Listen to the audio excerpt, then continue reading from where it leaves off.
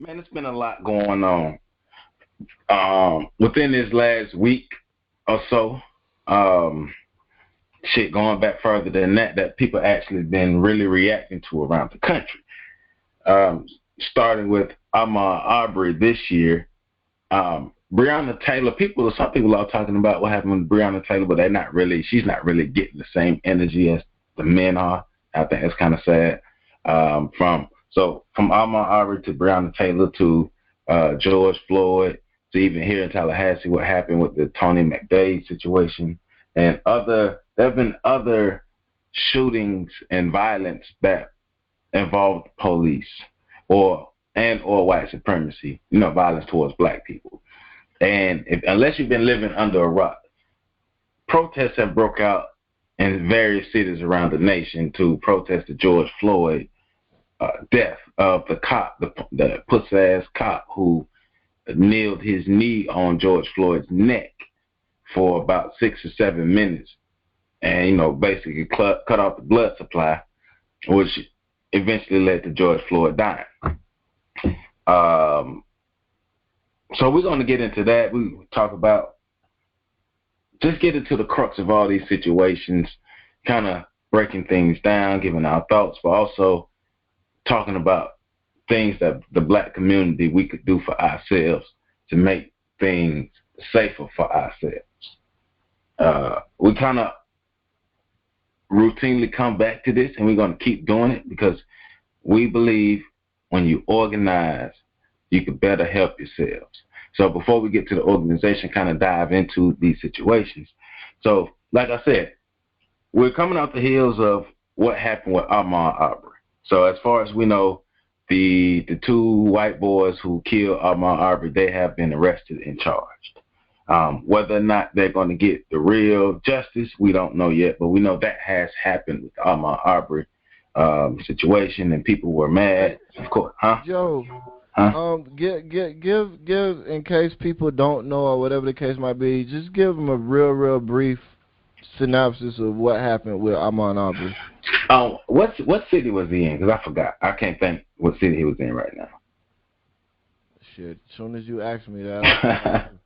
Well, basically, Ahmaud Arbery was a black man who was going for his normal job throughout his neighborhood when two white men basically hunted him down and killed him. And they, in their defense, which was bullshit, but in their defense, they're saying that they figured him as somebody who's stolen something, a criminal. And of course, white men criminalizing black men. They hunted him down literally and killed him. That's what happened with Ahmaud Arbery. That was in Georgia. In Georgia. And well, some of the I guess you could say protests from that were people who were jogging in the name of Ahmaud Arbery. Yeah, they jogged. Right. Jog for Arbery or for Ahmaud. But now with the George Floyd situation, protests have broke out all over the country. The George Floyd was killed in Minneapolis, Minnesota, right? Is it Minneapolis? Mm-hmm. Yeah, and so we have protests everywhere, even here in Tallahassee, Florida, even though things haven't gotten overtly violent here in Tallahassee. I know white guy tried to run some people over with a truck, but there has been no looting or anything like that going on in Tallahassee. Now, other cities, it's been going all the way motherfucking down. So, Pat, kind of your thoughts on, before we get to the rioting, the protesting, because there's protesting, rioting, and looting going on, and black people not into all that shit. We want to break that down too. But before we get to that, just your thoughts overall on what happened, not just with Ahmaud Arbery, but with Breonna Taylor as well. Like, I want to bring her into the conversation because I don't want to leave her situation out because I think it happened. We need to recognize it, and it should be a part of the anger and vitriol that people have. But your thoughts on these situations that kind of that's leading up to the protest.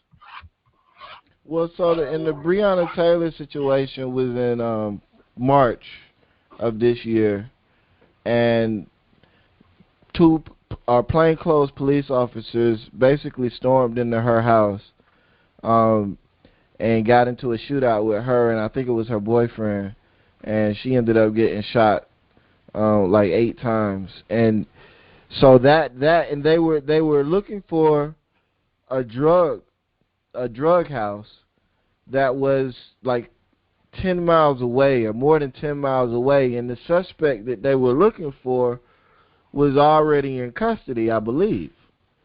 So Right.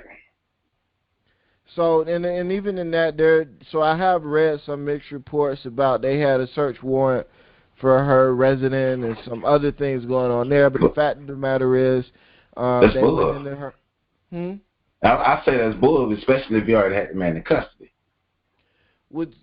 So they went in plain clothes, and got in the shootout, and she ended up dead. So that's the Breonna Taylor situation. And with all of these, like, so that situation reminds me actually of the situation that happened, I believe it was in 2000.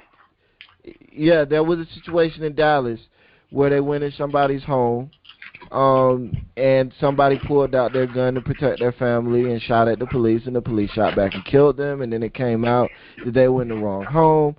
There was a situation in Charlotte, North Carolina, not Charlotte, but in North Carolina a few years back where the police went into somebody's older black lady's home, supposedly looking for a criminal, and ended up shooting an 11-year-old girl while she was asleep on the couch.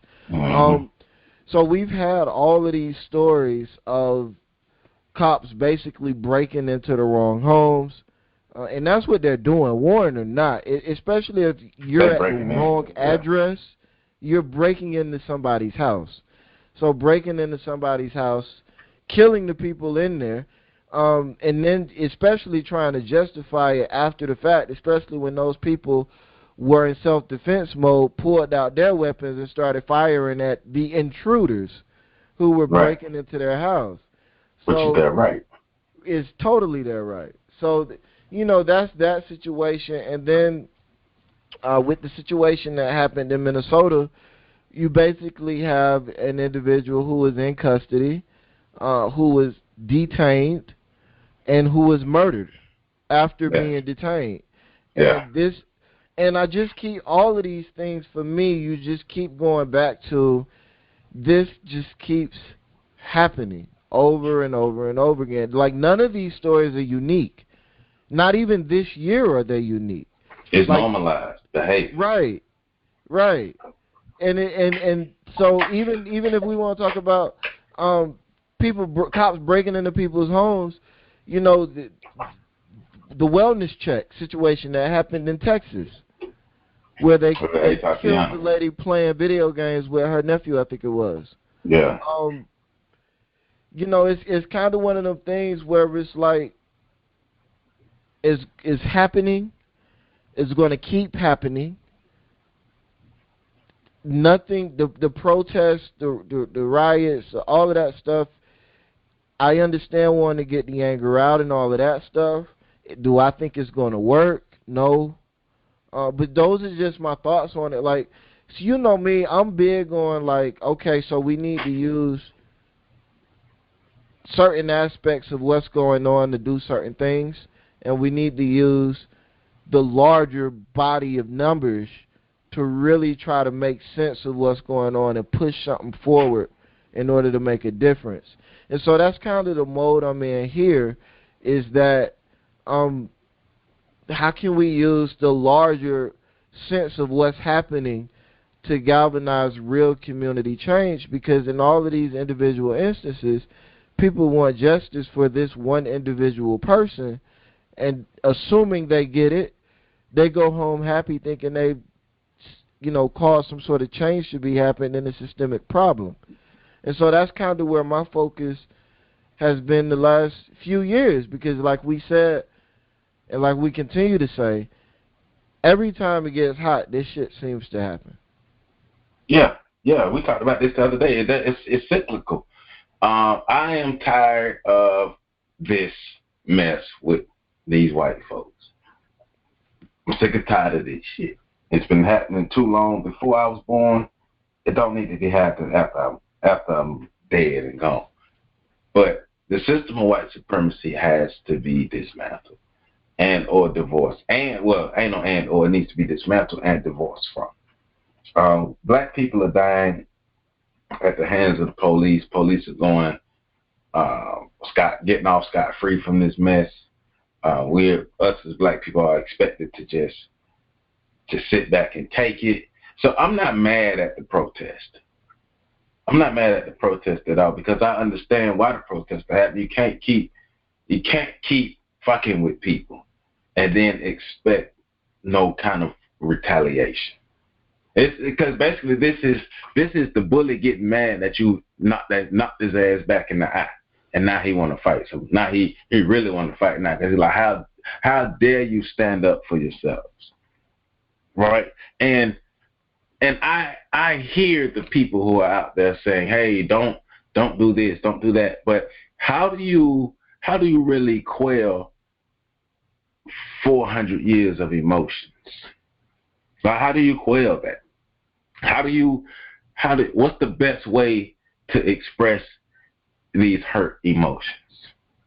You know what I'm saying? Like, because I hear what people are saying, but I don't agree with what they're saying because you can't tell people how to grieve, and you can't expect this not to happen in this society because we living in the police state. We're literally living in the police state where police are getting away with this fuck shit. It feel like every day. I guarantee you it happens every day. Police getting away with this bullshit every day. It's just these certain ones catch the attention of the national media, and that's how we have these protests going on. Now, I do wish the protest and everything that goes on before, during, and after the protest was better organized. And that's one thing we're going to get into.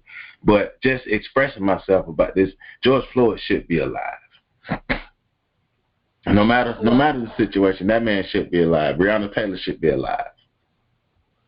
Well, all of these, I mean, I don't think anybody can even push back on the notion that I was saying about 80 to 90% of these cases, if these people were white, they would be alive.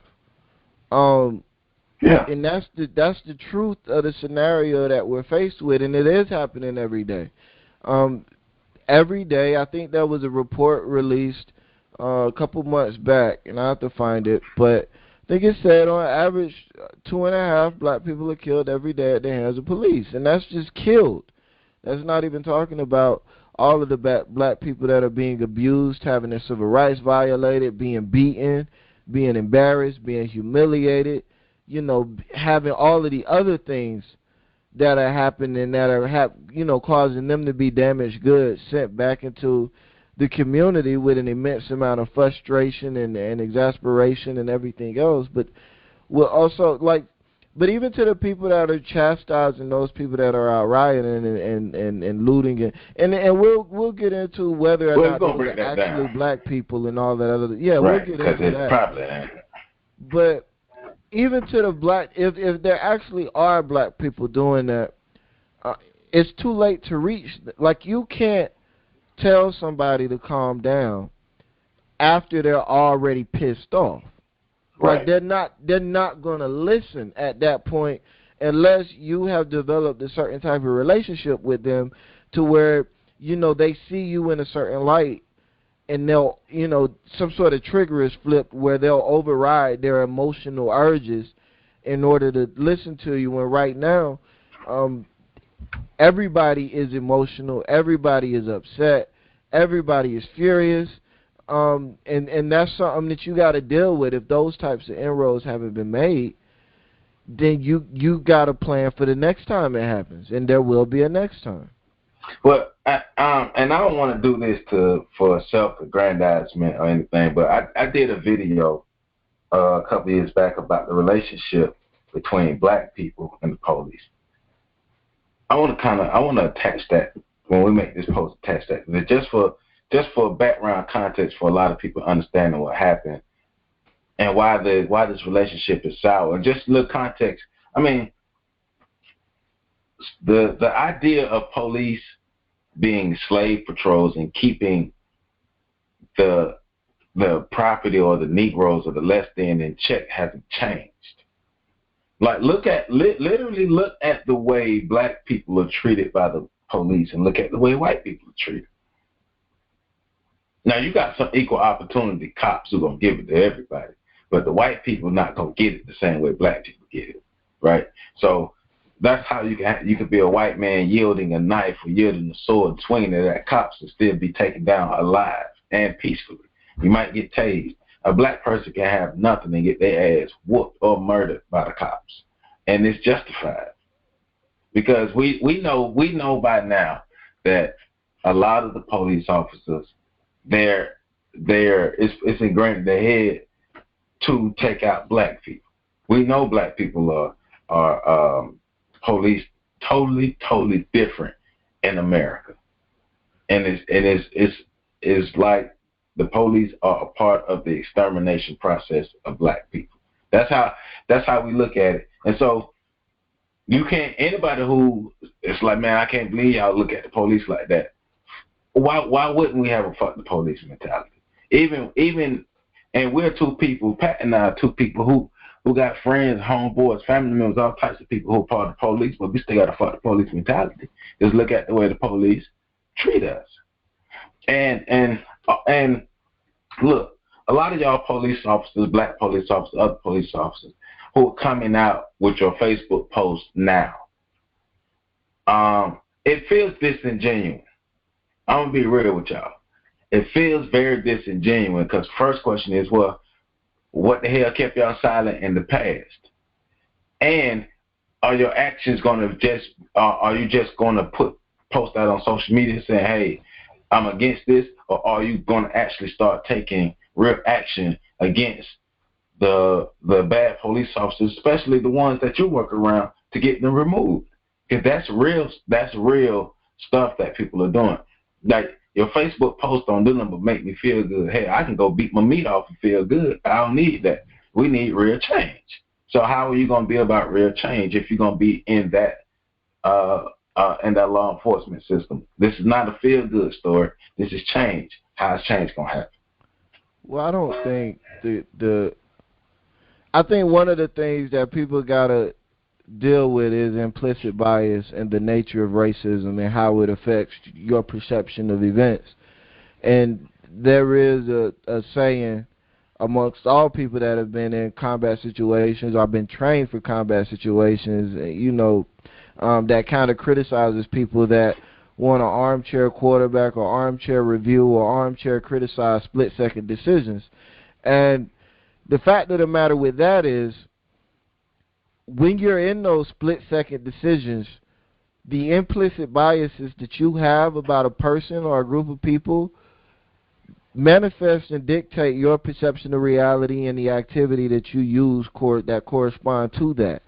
So if you view black people as a threat because society has conditioned you to do so, then your split-second decision is going to lead you into a fucked up situation, and you are what we call an undercover or closet racist. It is what it is. Like, it's not saying that it's something you buy into. It's not something that you're aware of, maybe explicitly. But when push comes to shove and you're not permitted time to check your bias is going to kill a black person. And that's the reality of the situation that we're dealing with. When people start talking about better training for officers, the ones that are in the know and well-meaning, truly well-meaning and transformational in thought are thinking in terms of, we need training that's going to reprogram them to do away with those implicit biases. The problem with that is the natural shift, the natural flow of information and perception in America creates and enhances the bias that black people are a threat. And that's added to by the fact that as a police officer, you typically see the worst of the worst on a regular basis. Right. So with no understanding. Right. And without that understanding and that reprogramming and all those other things, you will become a part of the problem that you joined the police force to correct. That's how we start talking about the blue wall, blue culture, things of those natures. But even to that, I agree with you. I think all of these conversations, all of these police officers coming out with these pictures, these Facebook posts and all this other stuff, coming out with it now, saying I'm a police officer and I'm not like, fuck you. Get the fuck out of here with that bullshit. Yeah, I saw when the cop was like, I've been a police officer for 24 years. Nigga, you 24 years late. Right. Because this shit has been happening, and it continues to happen.